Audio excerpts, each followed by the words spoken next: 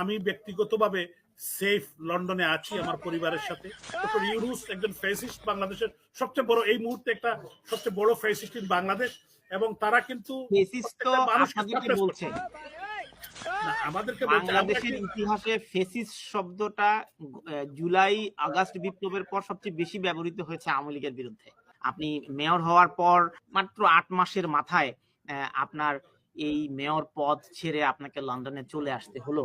এখন আপনি কখন বুঝতে পারলেন যে আপনাকে লন্ডনে চলে আসতে হবে? এখন তো আপনি আইনের দৃষ্টিতে পলাতক। না না না আচ্ছা, আরেকটি প্রশ্ন এসছে, আবির করেছেন এটি ট্রিপল এ। আচ্ছা, স্বাধীনতার পক্ষের লোক সবাই দেশ থেকে পালালেন, কিন্তু রাজাকার কেউ দেশ ছাড়েনি। এই বিষয়ে আপনার মন্তব্য?